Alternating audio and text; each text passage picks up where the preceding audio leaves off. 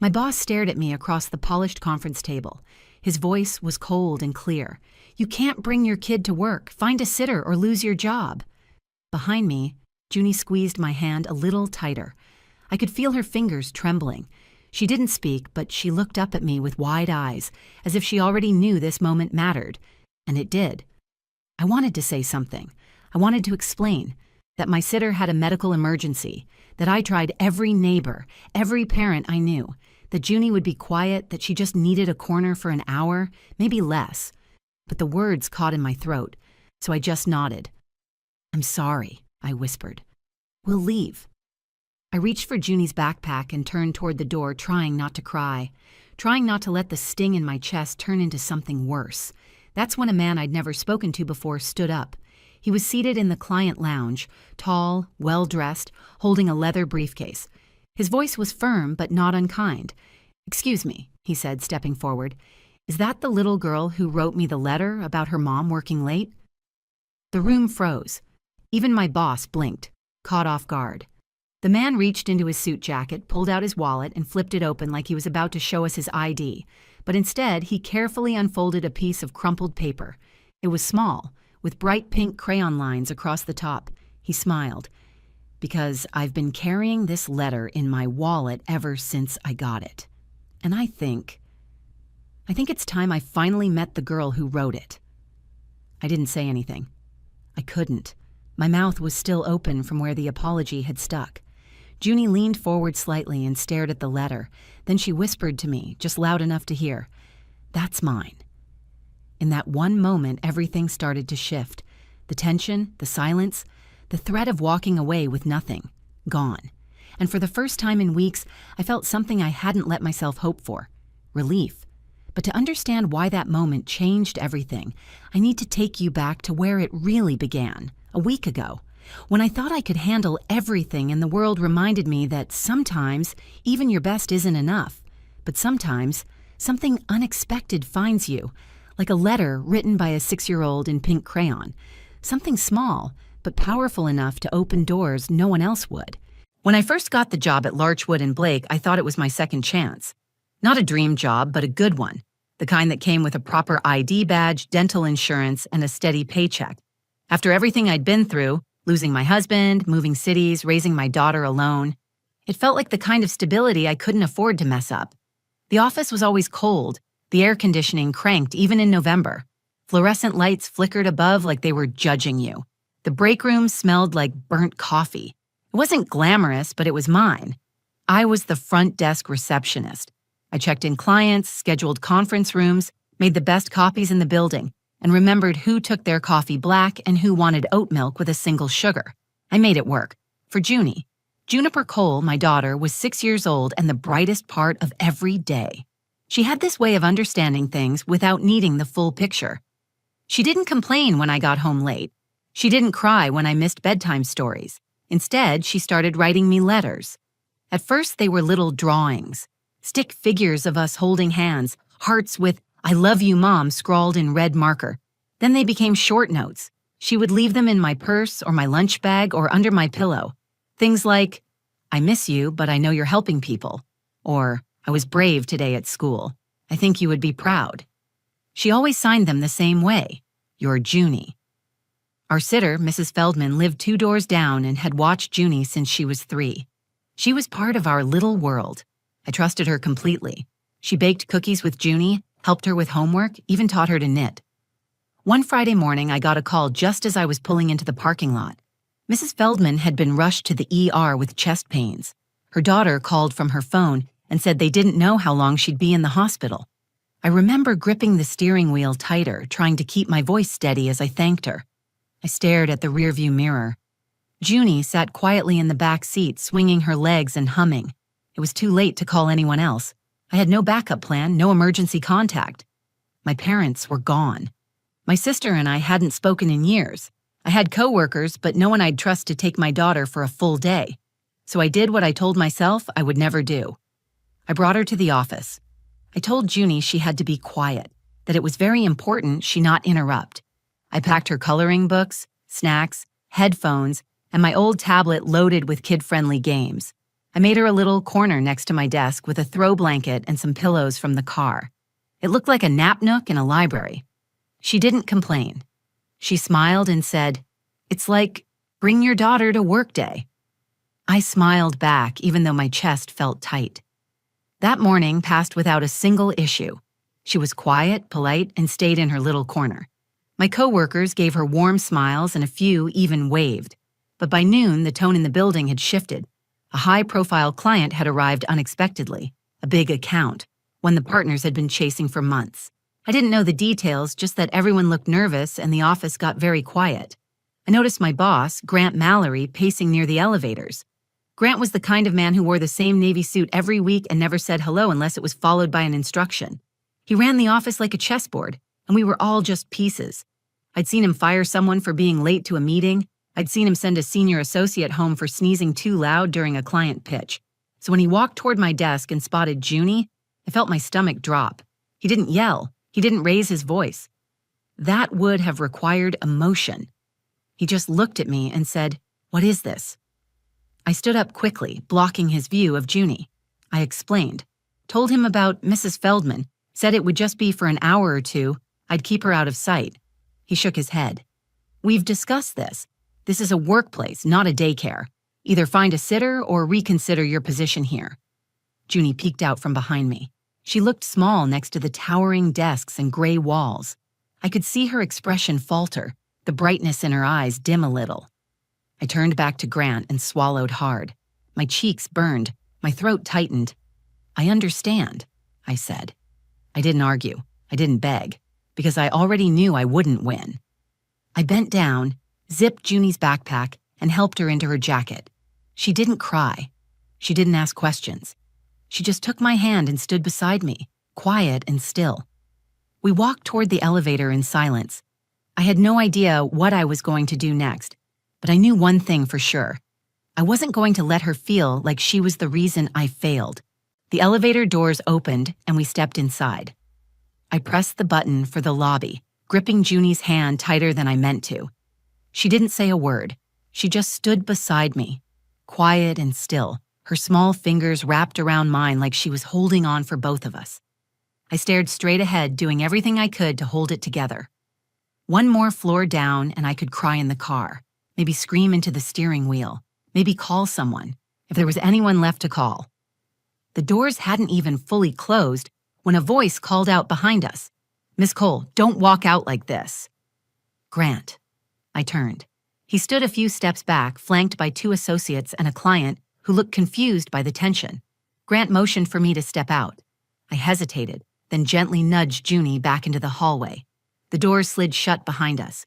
He spoke lower this time, but his words were just as sharp. "I wasn't finished," he said. "I asked you to resolve this situation, not abandon your duties in the middle of a workday." I blinked. I wasn't abandoning anything. I was following your directive. You said if I couldn't find a sitter, I needed to leave. "You misunderstood," he replied. "I gave you a warning. I didn't dismiss you, yet." The air around us felt heavier now. A few people nearby had gone quiet. Conversations paused. A group by the printer had stopped mid-laugh. Everyone was pretending not to listen, but they were all watching. I lowered my voice. "Mr. Mallory, I did everything I could. I called every sitter, every friend. I have no one else. She's not causing a distraction. She's just a little girl sitting quietly next to me. I can keep her in the break room or—" He held up a hand. "This isn't about her behavior. It's about policy. It's about professionalism. If every employee brought their child when life got inconvenient, this office would collapse." "Inconvenient," I repeated. "Yes," he said firmly. "This is a place of business, not your personal shelter." Junie stepped a little closer to me. I could feel her body lean into my side, just slightly, like she was trying to disappear into me. She didn't fully understand, but she could feel the heat of the moment. I glanced down at her, then back up. "You've told me I'm reliable," I said. "You've told me I'm efficient. I've stayed late without asking for overtime. I've covered shifts when others called out. I've taken on tasks that aren't even in my job description." "This isn't about loyalty, Jenna," he snapped. "This is about appearances. Clients are here. They don't want to walk into an office that looks like someone's living room. It hit me then. I wasn't a person in this moment. I was a symbol of something messy, something inconvenient, something he didn't want to explain to people in suits. A child meant vulnerability, and vulnerability, in his world, had no place next to spreadsheets and investor decks. "I'm not asking for sympathy," I said. "Just a little flexibility. For an hour."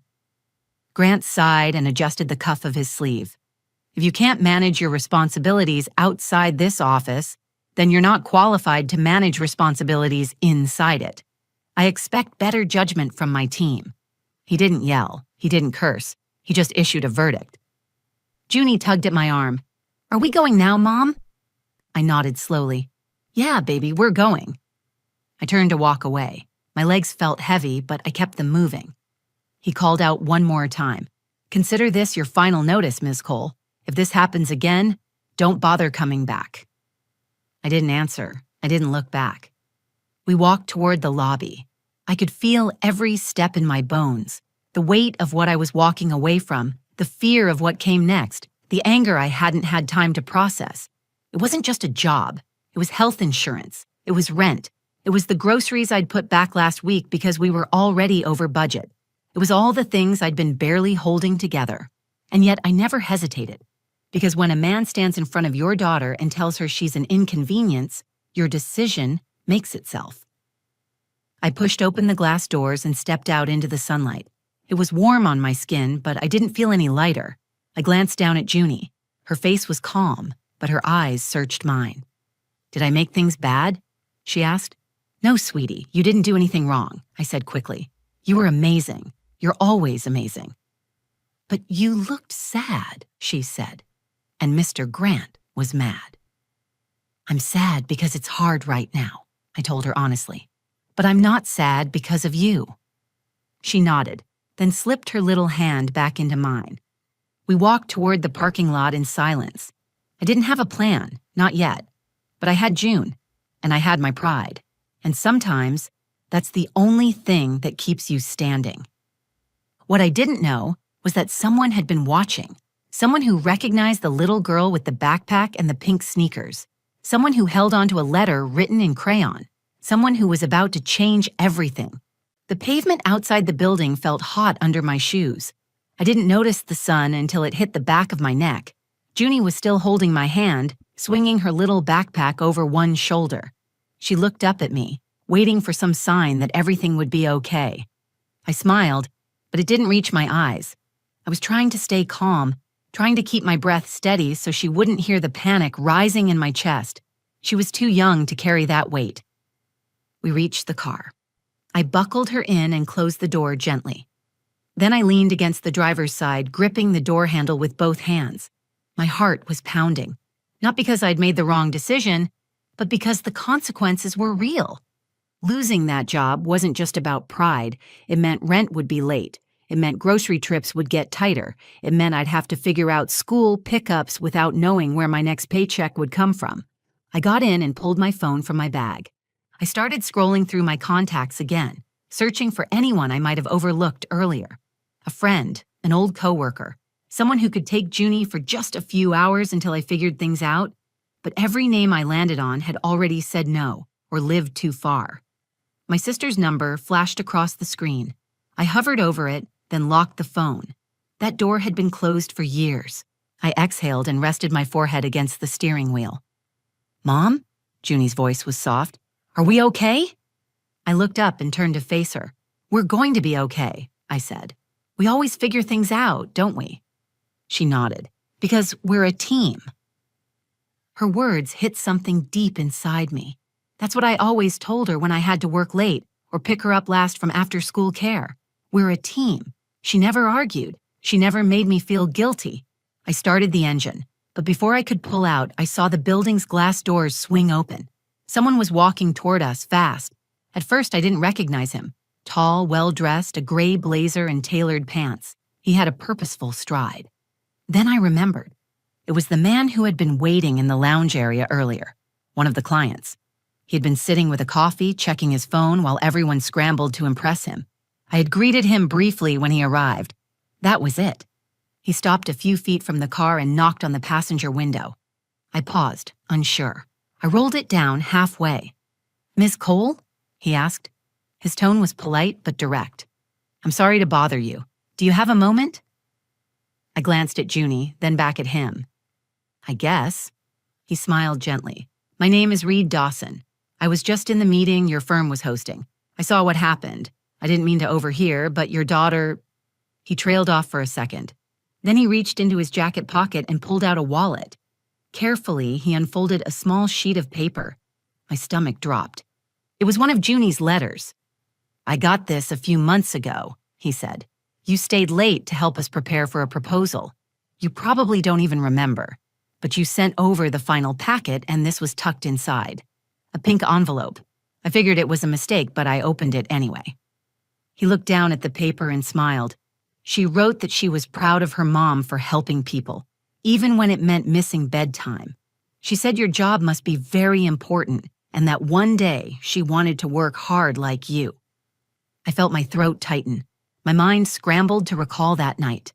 I had been rushing, printing last-minute pages, organizing pitch decks. I didn't even realize one of Junie's letters had slipped inside. "I've kept it ever since," he said, "because it reminded me that the people behind the work matter. That sacrifice often goes unseen. I have 3 daughters. I know what you gave up to be good at your job." I blinked, trying to find the words. "I didn't mean for you to see that. It wasn't part of the package." "I'm glad I did," he said. He looked past me to the back seat. "Is that her?" Junie waved shyly from the window. "She's even braver in person," he said. Then he tucked the letter away and took a breath. "I don't usually do things like this, but I want to offer you a job. With me. I run a startup and we're expanding fast. We need someone sharp, dependable, who can handle pressure. You've already done that, and more. I can offer flexible hours and remote work if needed." I stared at him, stunned. "You don't even know me," I said. "I know enough," he replied, "and I believe in hiring people with heart. You've got it. She's got it. That letter told me everything I needed." I turned to Junie again. She was beaming. I looked back at him. "Can we talk more?" I asked. "I've got time," he said. "Let's take a walk." For the first time that day, I felt the ground steady under my feet. Everything hadn't fallen apart. It was shifting. The door I thought had slammed shut might have been the wrong one all along. Reed and I sat down in the small park across the street from the office. It was one of those green spaces most people passed by without noticing. A few benches, some uneven grass, a crooked tree leaning toward the sidewalk.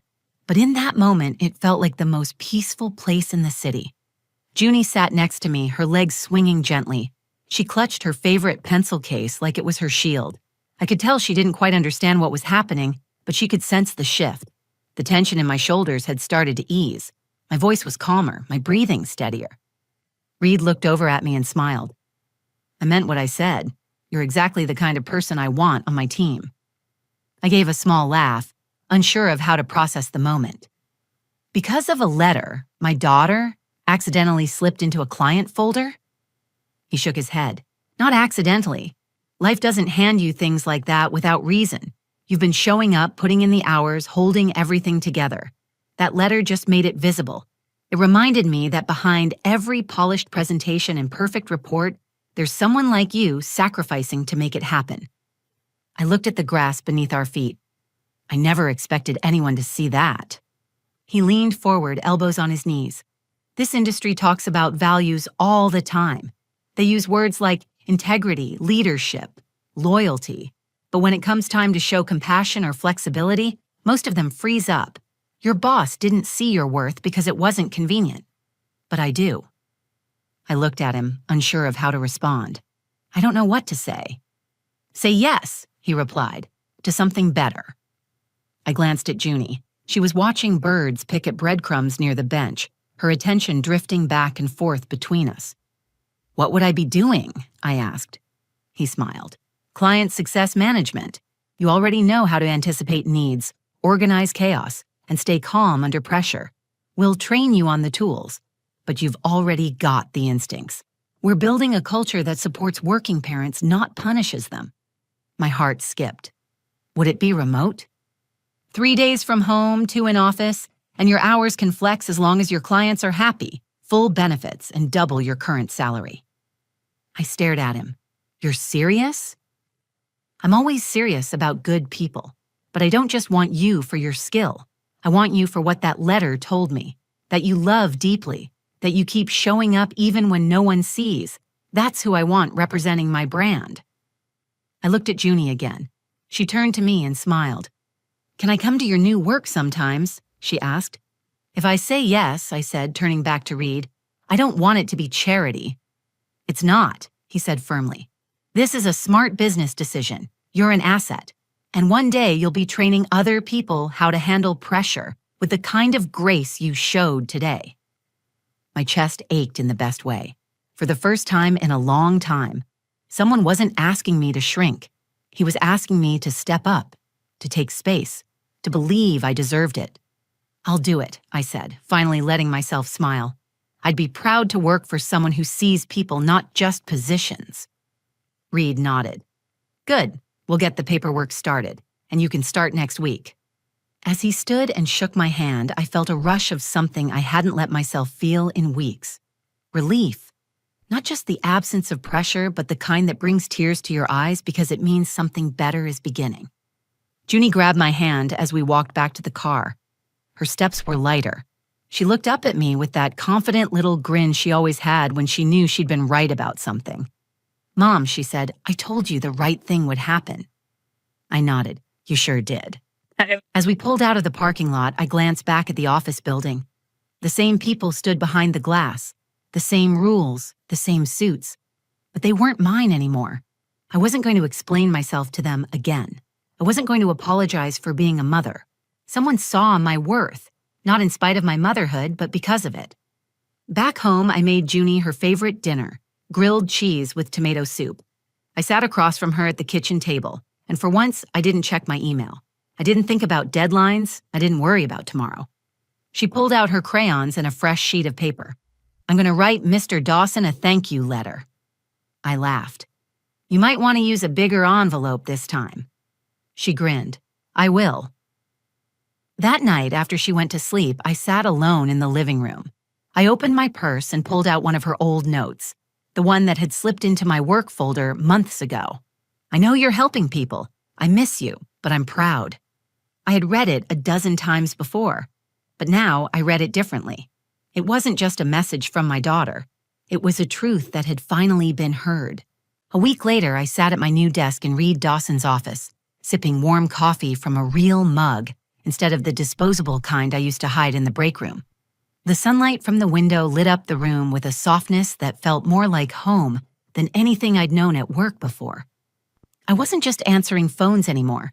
I was coordinating with clients, organizing onboarding meetings, and learning new systems that challenged me in a way that felt exciting, not exhausting. For the first time in years, I didn't dread the start of a new week. I looked forward to it. I had a team now, a real one. People who checked in, people who understood when I had to adjust a call time to pick up Junie. No one rolled their eyes. No one made comments about my situation. They respected it, because here, being a mother wasn't a liability. It was part of who I was, and they saw the strength in that. Reed and I had lunch during my second week. He asked me how Junie was adjusting, and I told him she'd made a new routine of writing him letters once a week. His eyes lit up and he laughed, saying his daughters were jealous. She's got a gift, he said, and a heart that's going to move mountains. I nodded. She already has. That moment in the office lobby felt far away now, but it still lived inside me. The way Grant had looked through me, the way I had nearly walked out believing that I had no options, that I didn't belong in a professional world because I had a child. But then, someone looked past the surface. Someone saw a small act of love, a child's letter, and recognized the truth behind it. I think about that often now. How many people are hiding their struggle behind professionalism? How many women are showing up, holding it all together, and being told they're too much or not enough, too emotional, too distracted, too motherly? The truth is, it takes incredible strength to work while carrying the weight of parenthood. It takes patience, flexibility, and resilience. and that should never be hidden. It should be honored. I used to believe I had to prove I could be two people, the perfect employee and the perfect mom. But I've learned I don't have to split myself in half. I can be one whole person and still belong. And Junie, she taught me that. Not through speeches or demands, but through crayons and construction paper. She reminded me that the things we try to hide, our exhaustion, our sacrifices, our moments of vulnerability, are the very things that connect us to others. The day she wrote that letter, I was working late in the office, juggling 2 phones and a stack of binders. She was sitting on the floor next to my desk with a juice box and a coloring book. I thought she was just doodling. I didn't even know what she'd written until it showed up in Reed's hands. "I love my mom," it said. "She helps people. She misses bedtime sometimes, but I know she loves me more than anything." That small message traveled farther than I ever could have imagined. It found the one person in the building who didn't see it as a distraction. He saw it as a sign of dedication. Since then, I've kept one of her letters in my planner, tucked behind my calendar. On the days that feel too long, or when I second-guess myself, I pull it out and read it. "You always do your best," it says in her looping, crooked handwriting, "even when it's hard." She's right, and now I believe that's enough. Last Friday, Junie had career day at her school. She asked if I could come and talk to her class about my job. I stood in front of 20 first graders with big, curious eyes and tiny clip-on ties, and I told them I work with people. I help solve problems. I make sure people feel seen and heard. One little boy raised his hand and said, "Are you like the boss?" I smiled. "Not yet, but maybe one day." Junie beamed from her seat, her chin resting on her fists. On the way home, she held my hand and asked, "Are you happy now, Mom?" I didn't have to think. "I'm proud," I said, "and that feels even better." That night, she wrote another letter. This one had a drawing of us side by side, both in little suits and name tags. She wrote, "Me and Mommy work hard together." She doesn't know yet what that moment in the office cost us, or what it gave us. She doesn't know how close we came to a very different outcome. But she gave me something I didn't even know I needed. A reminder that being seen, truly seen, is the beginning of everything. So this story isn't just about losing a job. It's about finding something better. It's about remembering that your worth isn't decided by a policy manual or a person in a suit. It's about knowing when to walk away and recognizing when someone opens a door that leads somewhere brighter. All because of a little girl who believed in her mom more than the world did, and one man who believed in that little girl. If this story moved you the way it moved me, take a second to think about the people in your life who show up every day, even when no one's watching. The moms, the dads, the quiet heroes who keep going, no matter how hard it gets. If you believe stories like this deserve to be heard, please like the video so more people can find it. Share it with someone who needs a reminder that strength doesn't always look loud. Sometimes it looks like love in a crayon-colored letter. Drop a comment below and tell me, have you ever been underestimated? Have you ever had someone stand up for you when you least expected it? I read every story and I'd love to hear yours. And if you want more real stories about resilience, heart, and the moments that change everything, hit that subscribe button and turn on the notifications. You won't want to miss what's coming next. Thanks for watching. And remember, your story matters more than you know.